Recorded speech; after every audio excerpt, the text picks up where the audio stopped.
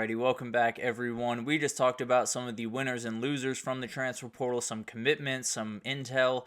There's a million things happening around the transfer portal right now, and this weekend I have to assume will be very explosive when it comes to commitments and things of that nature. But let's get into a little bit of a weekend roundup, and there's a lot of different things to get to, but let's wrap this up pretty quickly before we got to get out of the way for my guy Kenneth. So let's get into this, and let's talk about Dan Mullen. Dan Mullen has been hired over there at UNLV. Huge hire for UNLV. I think I could not feel better about this hire, if I'm being totally honest, for a number of different reasons. Obviously, Dan Mullen's a fantastic coach. He did a great job at Mississippi State. He was fired a little bit too early at Florida, if you're asking me. So, very talented coach. Definitely a guy that can totally change what that program is. And then on top of that, he's going to have the NIL. He's going to have the guys behind the scenes that are more than willing to pay the paychecks. And in fact, that seems to be a big-time reason that he was willing to take this job right now, because it looked like he was in a very good position and one of those big-time jobs would open and start calling his name. He decided to go to Vegas, and it's going to be really interesting to watch this one unfold. And one of the other interesting tidbits here is what happens to Brennan Marion, a very talented play caller for them. Does he stick around? And if he does, that offense is going to be about as fun as you've ever seen. Very good offensive minds, and just love seeing Dan Mullen back in the coaching world. Really awesome atmosphere, really awesome personality, and definitely a guy that has plenty of success in the coaching world. I think he's going to be one of those guys that it might just be the hire of the cycle. I cannot wait to see what he can do over there in Vegas, especially with some of the buy-in that he's going to get. He's going to be a very special coach, and it's going to be a very special year in 2025 when we have Rich Rodriguez at UNLV. We have Dan Mullen over at Rich Rodriguez at WVU, Dan Mullen over at UNLV, as well as Bill Belichick at UNC. It doesn't make sense, but I'm absolutely here for it in 2025. Tino Sunseri is the guy I want to talk about here for a second. He is officially going to UCLA to be their new offensive coordinator and quarterbacks coach. Huge. This is one of the best hires of the entire cycle. Definitely a guy that can get some things done, and he will obviously be around Indiana for the rest of their CFP race. But he's done a great job with these two quarterbacks right here. When Taven Jackson had to come in and play a couple of games, he played incredibly well, and then Curtis Rourke, goes without saying, has done an incredible job this year, and he's going to be a guy that can really elevate that offense. I'm not saying UCLA is going to compete for the Big Ten next year. I am saying they have more of an ability to do that. They are a very dangerous team, and they are a team that I'm very closely watching as we head on into this thing. NIU is possibly thinking about going to the Mountain West, and all I have to say is please don't do this. The MAC is very special. Do not break up MACtion. Do not break up what is special about this sport, and it's waning ever so slightly every single day. Keep it alive, NIU. Please keep it alive. Stay in the MAC. Give us the MACtion that we want against the teams that are right next to each other. Just, that's all I got, really. I'm no analysis on this one. No, would it be a good fit? None of that. Stay in the MAC, NIU. Please stay in the MAC. Give us the MAC that we want. Let the Mountain West do the Mountain West thing. They already have the people that they need to be a conference, and according to the NCAA, you're good. Stay in the MAC. Please give us MACtion, and please give us it with NIU in it. I'll leave it at that for the time being. But moving forward, we have a couple of different things in the NFL draft news portion of this. We got Tatori McMillan. It sounds like he is declared for the draft.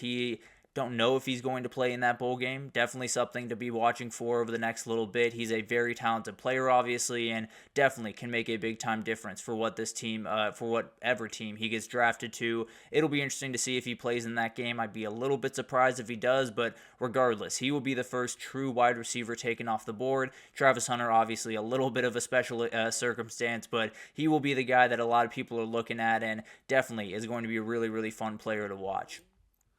Then you do have Garrett Nussmeier. It sounds like he is going to be back for 2025. A very huge news for LSU. Definitely something that they wanted to have happen because they didn't want to go out and have to find their quarterback in all this mess. So they're in a really good position. I think they just got to build people around him. And this kid, if he takes a step forward, if he stops making a couple of the mistakes that he's made throughout the year, he is going to be an absolute monster. He's going to be a dude that you're going to have to worry about, and cannot wait to see what this kid can do. And then Let's get into a couple of the bowl games that are happening this weekend. Wanted to make sure you guys had these on y'all's radar, and we'll start with the Cricket Celebration Bowl between the two HBCU teams in Jackson State and South Carolina State. Two very, very successful programs that have been absolutely awesome this year. Jackson State still has plenty of talent from the Dion days. I promise you that. And it starts with Irv Mulligan. Very talented running back, 1,100 yards, 11 touchdowns on the year. Really, really good player. On the other side of things for South Carolina State, it's all about Eric Phoenix, the quarterback, and I really love that name. But 2,500 yards, 20 touchdowns, 7 picks. This should be a really fun game. This is always a really interesting game between the two teams that won their respective HBCU conferences. Always a really fun celebration over there in Atlanta, about 10 minutes from me down there in Mercedes-Benz, and it's going to be really, really fun to watch. Obviously, would love for both this and Army to have a little bit more of a spotlight and be kind of on their own day. Don't love that Army-Navy has to share it with a couple of bowl games, but that's the reality of the schedule in December. It's an absolute nightmare, and we got a lot of things to figure out about it. But at the end of the day, this will be a really, really fun game to watch, and will be a nice little appetizer as we head into that Army-Navy game. I will take Jackson State here. I think the talent on that team is absolutely ridiculous. You heard Timothy Chalamet. They got 11 guys in their conference. In their conference first team, very, very talented players, and definitely would lean Jackson State in this one. It'll be a really fun one, but I'll take Jackson State. Then South Alabama and Western Michigan will get on a little bit later in the evening, down there at 9 p.m. on Saturday, and this is a really fun one to me. I love these two teams, really enjoyed watching them throughout the year, kind of for different reasons. Gio Lopez and that South Alabama offense are downright electric. They get after you. They really can push the ball downfield at different times, but Western Michigan, they got the duo of running backs between Jaden Nixon and Jalen Buckley that are just downright elite. They're so much fun to watch running the ball, and definitely are a huge part of that offense. Fluff Bothwell, the star running back for South Alabama, has entered the portal. I doubt he will be on that team. I doubt he will be playing for them. Probably is fielding a lot of offers, and I don't want to say has bigger fish to fry, but has different fish to fry as of right now. So it looks like it's going to be Kentrell Bullock's time to shine, and he's got 700 yards and 6 touchdowns on the year. So he's going to be more than fine, a very special running back in the wings, and definitely a guy to keep an eye out on in 2025 because he's a very fun player, no doubt about that. So this is going to be an awesome game. Definitely will be a little bit of a different kind of battle between two different teams, but the way that I see it, I love this Western Michigan run game. I think they have the ability to make some plays here. I think the not having Fluff Bothwell, even though you do have a very good running back right behind him, I think he's going to struggle just a little bit. I like Western Michigan to win this one. I like them to take the air out of the ball just a little bit here. Jalen Buckley and Jaden Nixon have a big-time day, and them to win this thing. And then I forgot to add the images. I apologize for that, but did want to roll through some of the big-time college football awards that were given out yesterday.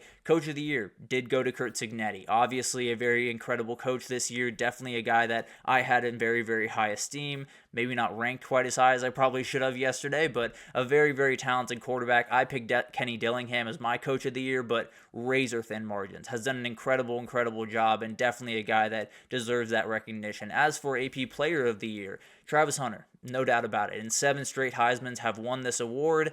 Looks like the NYC trip might just be a victory lap for Travis Hunter at this point. I think we all understand that, but this is about the nail in the coffin for what's going to happen on Saturday. Still will be very fun to watch and get all the stories and everything, but we know who's going to win that thing at this point.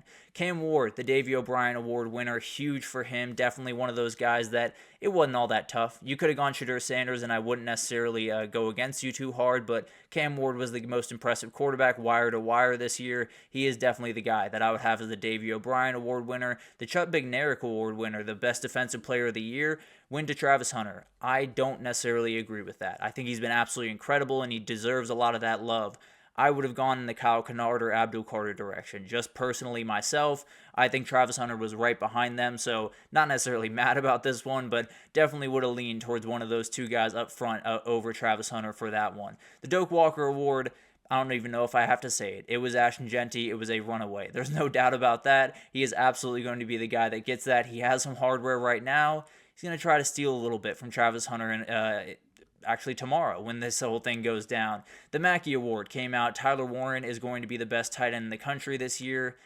I think it should have been Harold Fannin. I'll be totally honest. I think he was the most impressive. He was one of the leading receivers in the entire country. He dominated just about every game for Bowling Green, and he was a guy that, even when they were on the field with Tyler Warren, he still looked like the best tight end on the field. So I lean towards Harold Fannin in that one. I understand what Tyler Warren brings to the table. Not mad about that one by any means, but I would have voted for Harold Fannin on that one. The Outland Trophy goes back to Texas. It is going to be Kelvin Banks, and for the life of me, I can't understand why a tackle is getting interior lineman of the year, but that's what we got. That's the way the Outland Trophy works, apparently. But last year was Tavondre Sweat for Texas. This year around, it is going to be Kelvin Banks, and he will be a top 5 pick in the NFL draft. Been absolutely remarkable, and also won the Lombardi Award for the best offensive lineman in the country. He was incredible all year. He is going to be a top 5 draft pick, no doubt in my mind. Also for Texas, the Jim Thorpe Award is back in Austin for, I believe, the most times in history, if I'm not mistaken. Jahdae Barron wins that one. To me, it was a layup. I don't think anyone else was really all that close. You could argue Travis Hunter. You could argue Noah Williams. Neither of those guys were finalists for this thing. So Jahdae Barron, I think, ran away with this one, and good on him. Kind of bet on himself, came back to school, and now he's probably a first-round pick this time in April. And then the Biletnikoff went to Travis Hunter, another one that I don't fully agree on. I think when you have a Triple Crown winner in Nick Nash, I lean that direction 10 times out of 10. I understand the argument of the talent gap between the two. I get that. And I'm not necessarily pushing against this one by any means. I would have gone Nick Nash's direction. That's the person I gave it to earlier in the week. So it's definitely a battle back and forth. All these wide receivers were incredible. They could have given it to T-Mac, and I would have been more than fine with that as well. But as of right now, I would have gone Nick Nash for the Biletnikoff, but all those guys, huge congratulations. Been incredible years for all those guys, and definitely some more incredible years to come for them in the NFL, or maybe back in college football for some of those. But that'll do it for this edition of the GSMC College Football Podcast, brought to you by the GSMC Sports Network. Your support means a lot to us, so please remember to subscribe to the show, leave a positive review. It does make a huge difference. Also, follow us on Facebook, Twitter, TikTok, Instagram, all the social pages for all the content and updates you could possibly need. We have great people covering every sport you could possibly want, so anything in the world of sports, we got you totally covered. But thank you once again for listening. I will be back next week to break down Bill Belichick, to break down the portal, to break down all of the craziness as we get into the CFP week. So I will see you then.